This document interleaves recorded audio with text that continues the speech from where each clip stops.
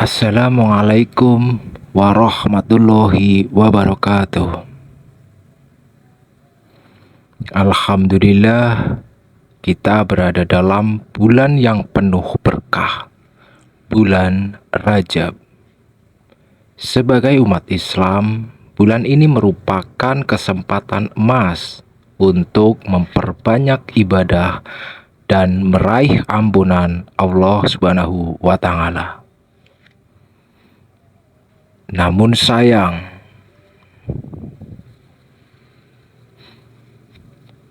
masih banyak di antara kita yang terjerat dalam perbuatan maksiat. Melalui dakwah ini, mari kita bersama-sama merenungi dan meninggalkan perilaku maksiat di bulan Rajab. Mengapa bulan Rajab? Keutamaan bulan Rajab. Bulan Rajab adalah salah satu dari 4 bulan suci dalam Islam. Allah Subhanahu wa Ta'ala menyebutnya dalam Al-Quran sebagai bulan yang istimewa. Oleh karena itu, bulan ini patut dihormati dan diisi dengan amal ibadah yang baik. Memperbanyak ibadah. Bulan Rajab menjadi peluang emas untuk memperbanyak ibadah, memperbaiki diri, dan mendekatkan diri kepada Allah Subhanahu wa Ta'ala. Merupakan suatu kemukminan besar jika kita meninggalkan perilaku maksiat dan berusaha untuk lebih bertakwa. Bahaya maksiat di bulan Rajab. Yang pertama adalah peringatan Allah. Allah Subhanahu wa Ta'ala telah memberikan peringatan keras terhadap perbuatan maksiat dalam Al-Quran. Perbuatan tersebut dapat merugikan diri sendiri dan mendatangkan murka Allah. Seperti yang disebutkan dalam Al-Quran, Allah Subhanahu wa Ta'ala memberikan peringatan yang sangat jelas dan keras terhadap perbuatan maksiat. Terkandung dalam Quran surat Al-Furqan ayat 68 sampai 70. Yang artinya, dan orang-orang yang tidak menyembah Allah yang lain beserta Allah dan tidak membunuh jiwa yang diharamkan Allah, melainkan dengan alasan yang benar dan tidak berzina. Barang siapa yang melakukan demikian itu, niscaya dia mendapat siksa, dan kepadanya akan dilipat gandakan siksaan pada hari kiamat, dan dia akan kekal dalam siksa itu dengan terhina, kecuali orang yang bertobat dan beriman dan mengerjakan amal yang soleh. Maka bagi orang itu Allah akan mengganti keburukan-keburukan mereka dengan kebaikan, dan Allah Maha Pengampun lagi Maha Penyayang. Dalam ayat ini, Allah mengingatkan kita tentang konsekuensi serius dari perbuatan maksiat, seperti menyembah selain Allah, membunuh tanpa alasan yang benar, dan berzina. Allah menyatakan bahwa orang yang terlibat dalam perbuatan tersebut akan mendapatkan siksaan yang berlipat ganda pada hari kiamat dan akan kekal dalam siksa tersebut.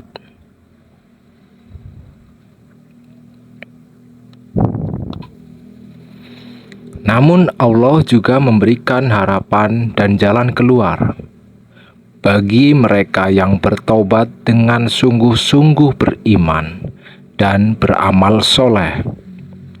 Allah menjanjikan penggantian keburukan mereka dengan kebaikan. Ini menunjukkan bahwa Allah adalah Maha Pengampun dan Maha Penyayang, yang selalu memberikan kesempatan untuk bertaubat dan memperbaiki diri.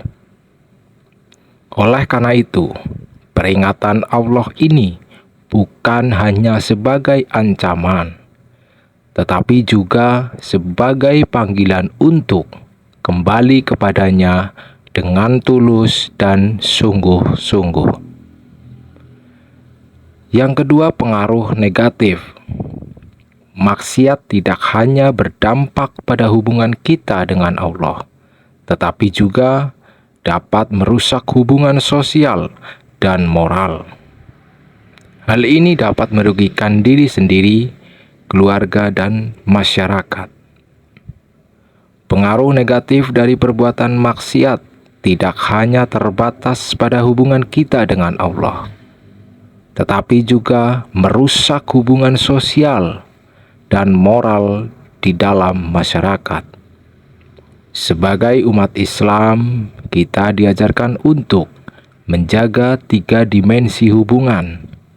Dimensi yang pertama adalah hubungan dengan Allah. Dimensi yang kedua, hubungan dengan diri sendiri. Dan yang terakhir, dimensi hubungan dengan sesama manusia. Perbuatan maksiat memiliki dampak yang luas dalam ketiga dimensi ini.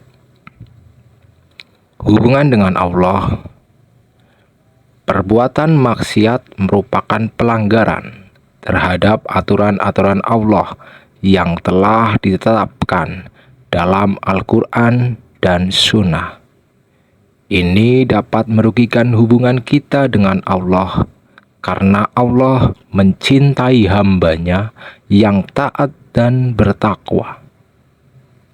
Dengan melakukan maksiat, kita dapat kehilangan keberkahan dalam kehidupan spiritual dan ketenangan batin.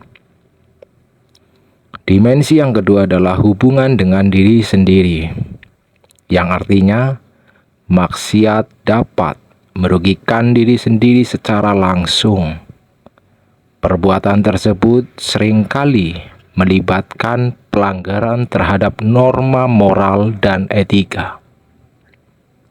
Hal ini dapat menciptakan beban mental, rasa bersalah, dan kegelisahan dalam diri, yang dapat berdampak negatif pada kesehatan mental dan emosional. Hubungan dengan keluarga. Hubungan dengan keluarga merupakan pondasi masyarakat, dan maksiat dapat mengguncang kestabilan keluarga.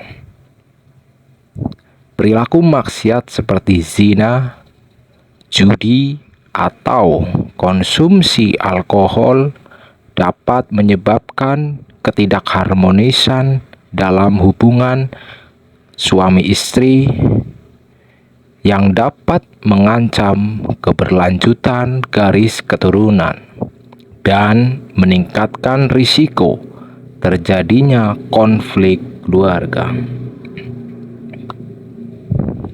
Hubungan dengan masyarakat. Maksiat juga memiliki dampak sosial yang signifikan. Perilaku maksiat dapat merusak norma dan nilai-nilai moral di dalam masyarakat.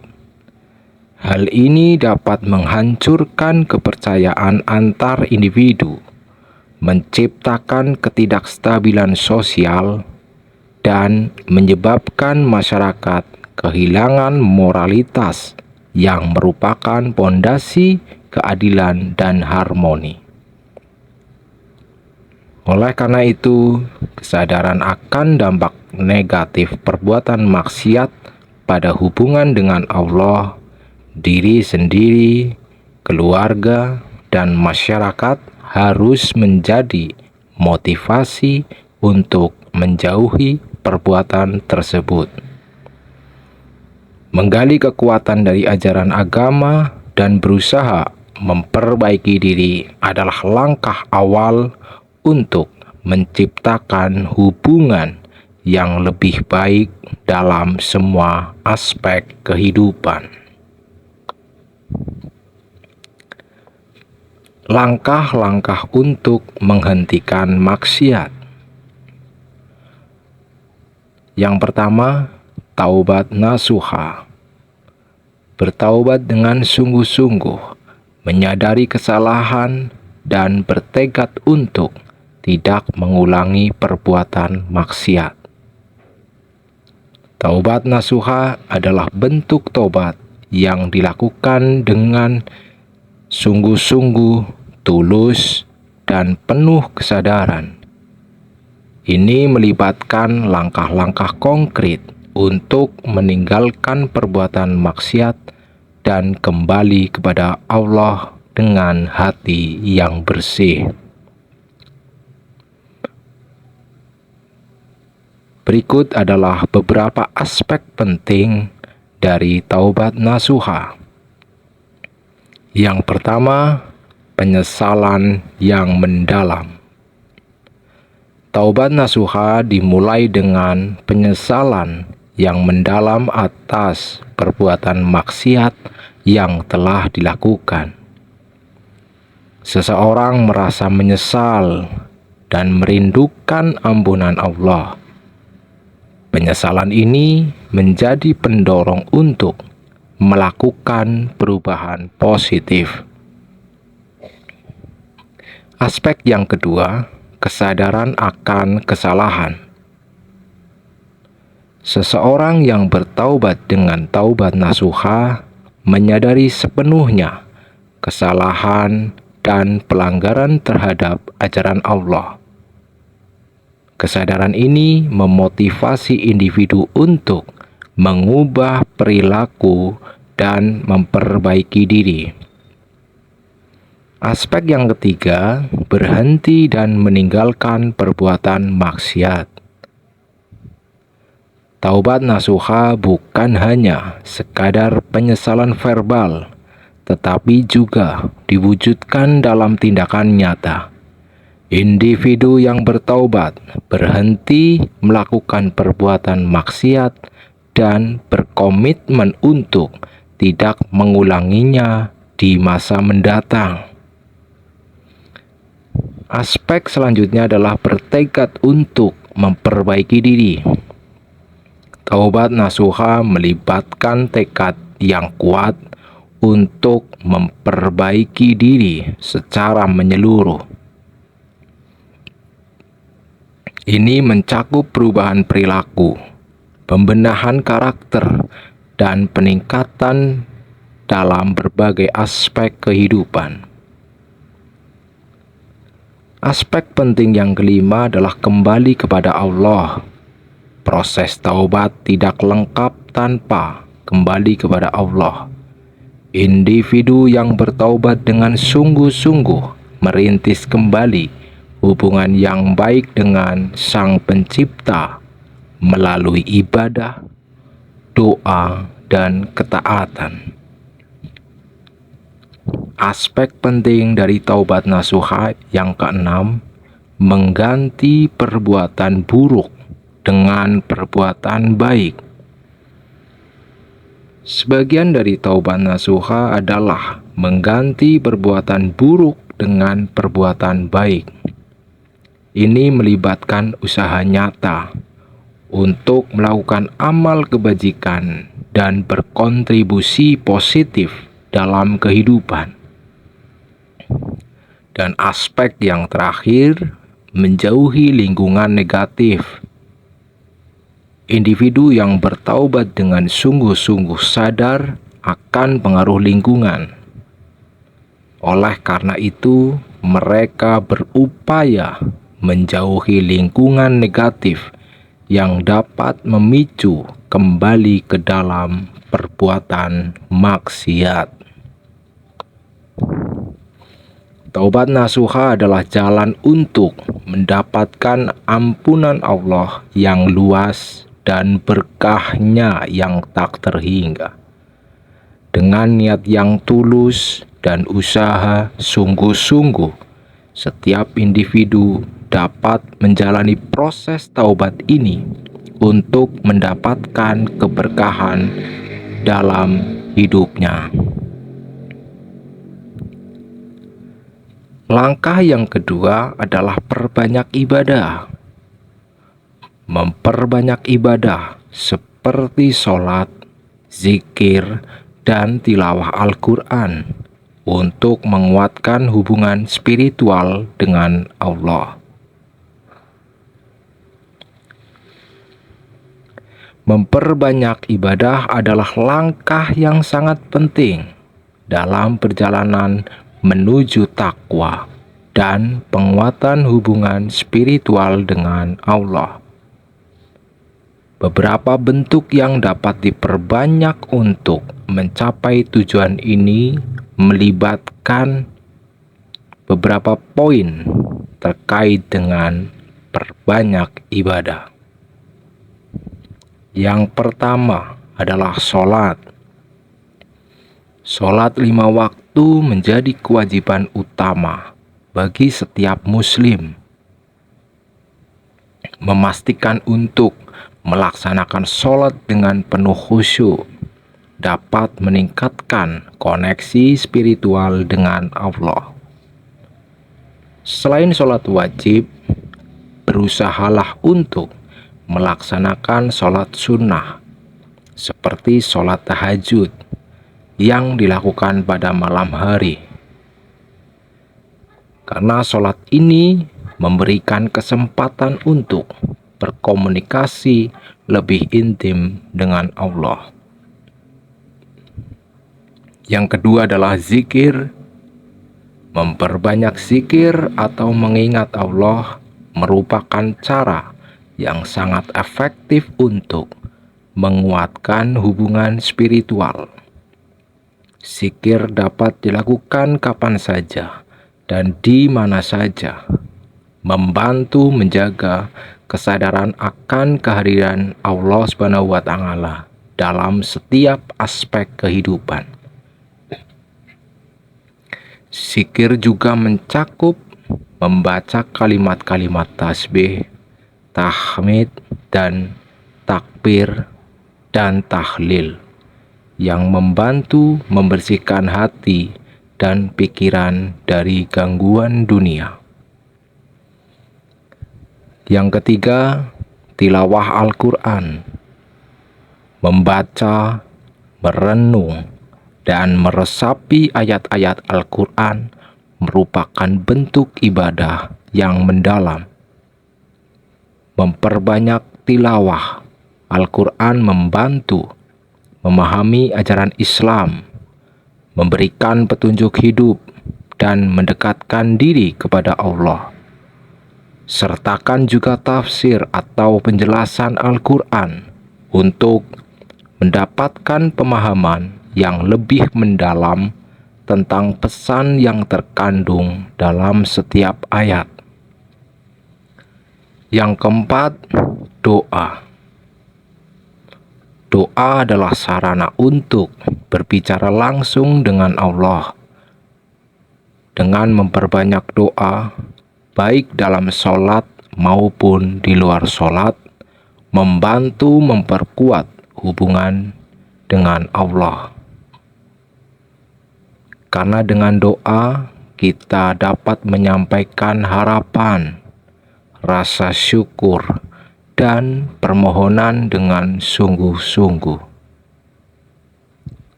Yang kelima, istighfar atau minta ampunan. Memperbanyak istighfar yaitu memohon ampunan Allah atas dosa-dosa yang telah dilakukan adalah tindakan yang sangat penting. Ini membantu membersihkan hati dan menghindari tindakan yang dapat merugikan hubungan dengan Allah. Memperbanyak ibadah bukan hanya sekedar kewajiban, tetapi juga merupakan sarana untuk mendekatkan diri kepada Allah. Dengan konsistensi dalam menjalankan ibadah tersebut, seorang muslim dapat merasakan pertumbuhan spiritual yang mendalam dan keberkahan dalam hidupnya.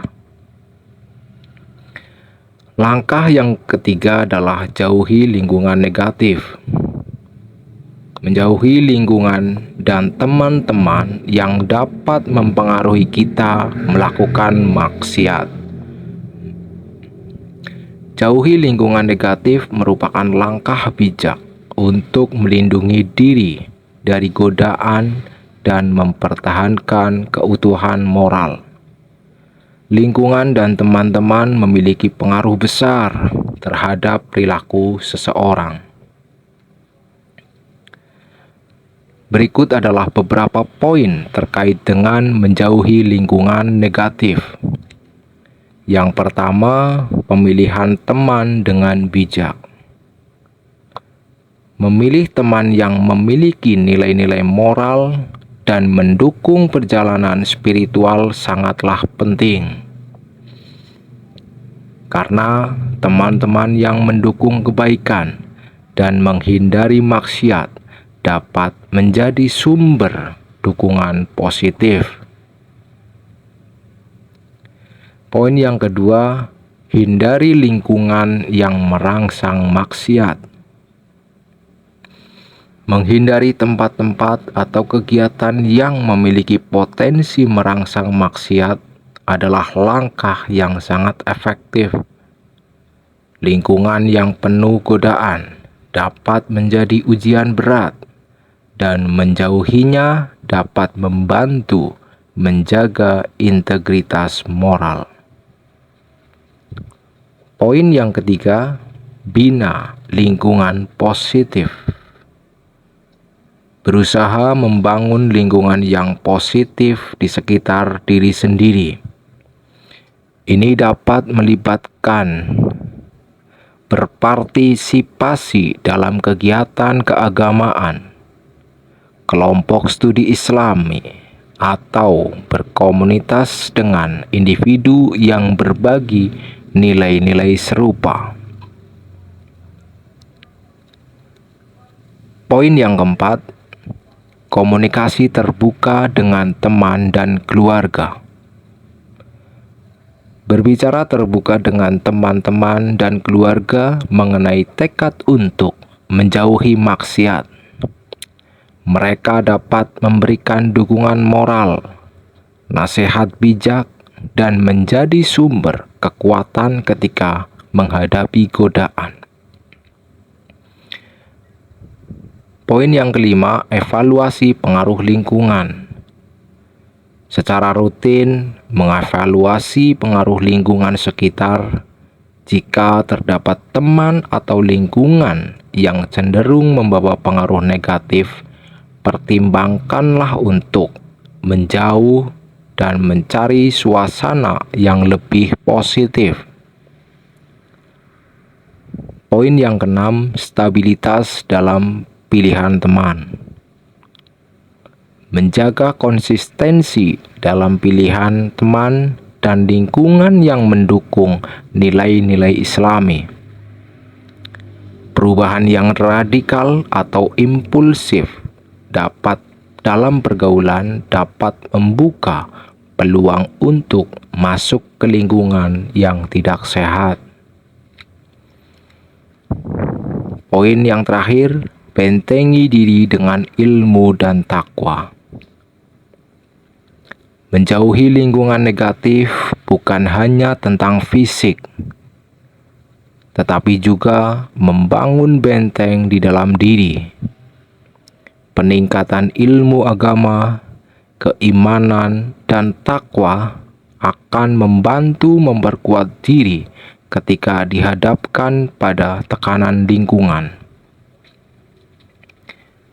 Melindungi diri dari pengaruh lingkungan negatif adalah langkah preventif yang kuat untuk menjaga diri dari perilaku maksiat dengan menjauhi lingkungan yang dapat mempengaruhi negatif dan memilih teman dengan bijak.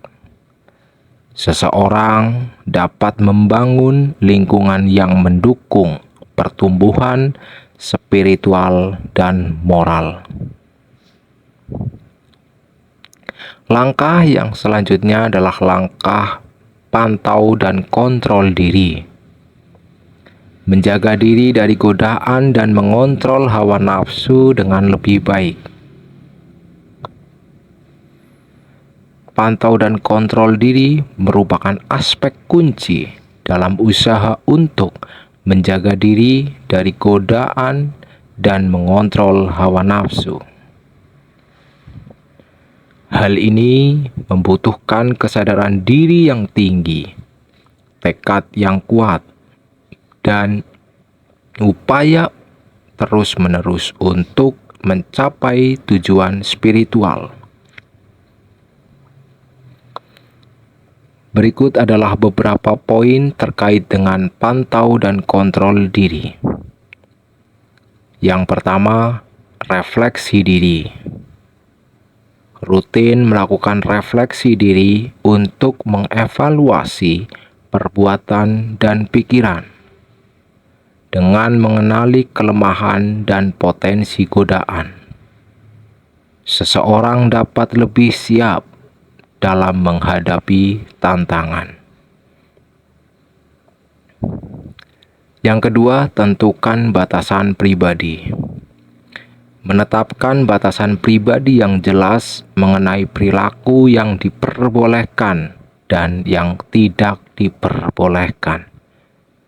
Ini mencakup mengidentifikasi situasi atau hal-hal tertentu yang dapat menjadi godaan. Yang ketiga, perkuat niat baik. Menjaga niat baik dalam setiap tindakan dan keputusan.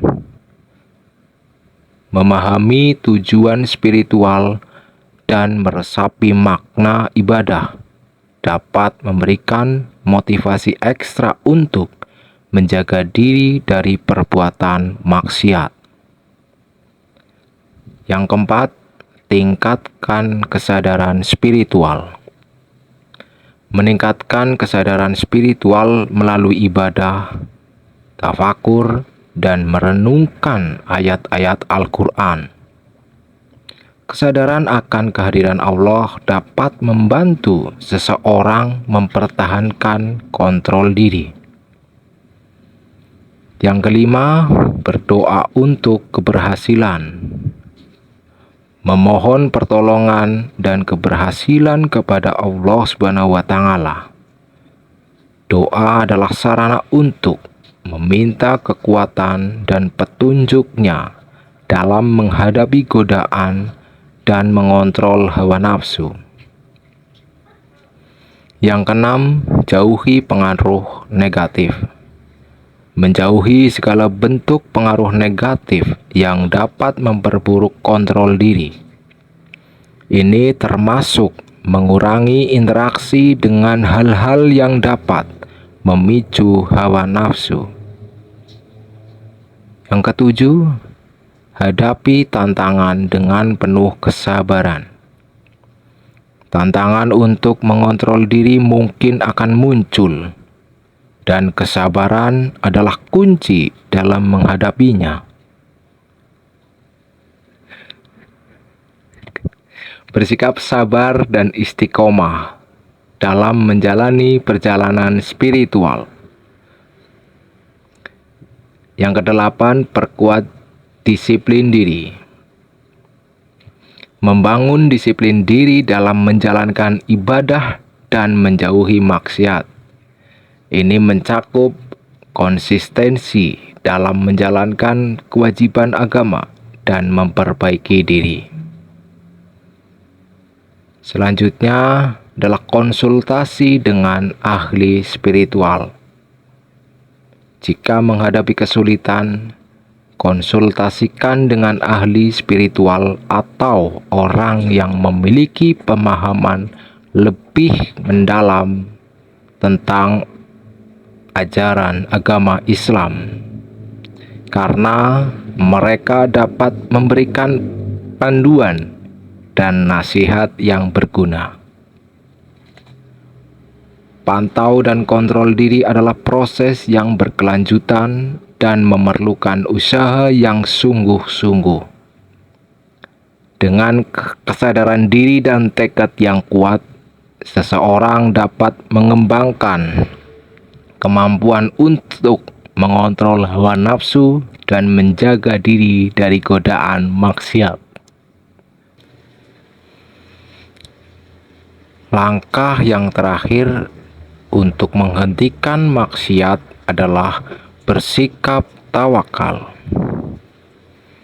Bersandar kepada Allah dan memiliki sikap tawakal bahwa hanya dengan ridhonya kita dapat terhindar dari maksiat.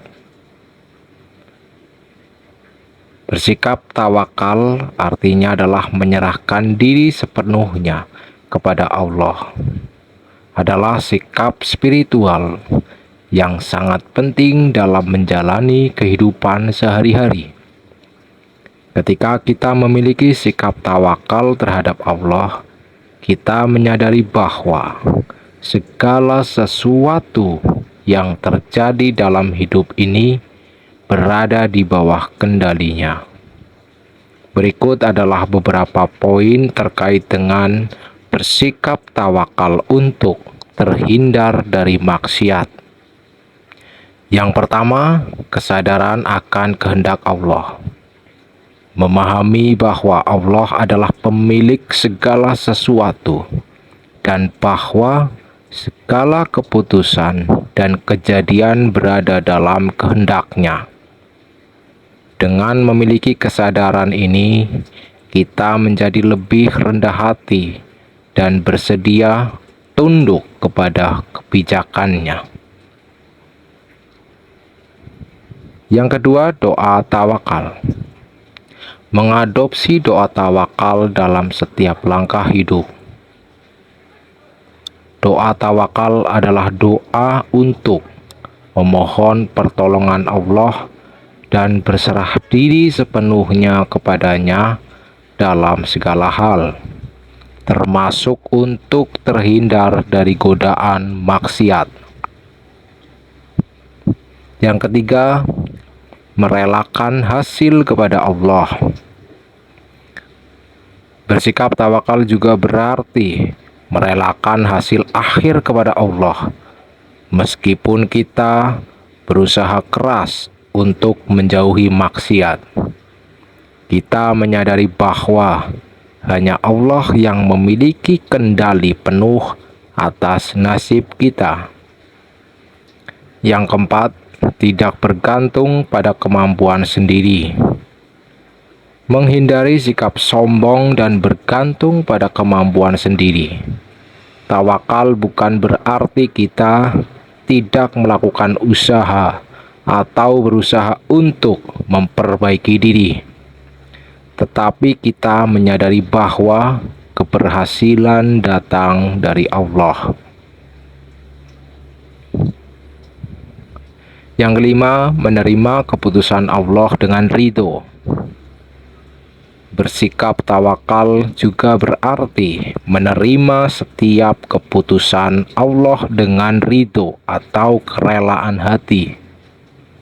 Apapun yang Allah tetapkan untuk kita, baik itu cobaan atau ujian, kita menerima dengan penuh keikhlasan. Yang keenam, menghadapi godaan dengan tawakal. Ketika dihadapkan pada godaan maksiat, bersikap tawakal membantu kita untuk menghadapinya dengan kepala dingin dan hati yang teguh. Kita percaya bahwa dengan ridho Allah, kita mampu menghindari godaan tersebut. Poin yang terakhir adalah pertolongan Allah dalam memerangi nafsu. Memohon pertolongan Allah untuk membantu kita mengatasi hawa nafsu dan menghindari maksiat. Bersikap tawakal berarti kita menyadari bahwa hanya Allah yang dapat memberikan kekuatan untuk mengendalikan diri. Bersikap tawakal merupakan bentuk ibadah dan kepatuhan kepada Allah. Dengan memiliki sikap tawakal, kita dapat merasakan ketenangan dan kekuatan spiritual, serta mendapatkan bimbingannya untuk terhindar dari maksiat.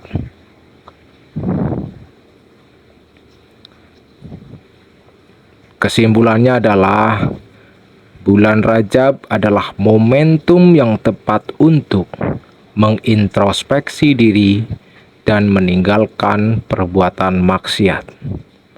Mari manfaatkan bulan ini dengan sebaik-baiknya untuk mendekatkan diri kepada Allah dan meningkatkan kualitas hidup kita secara Islami.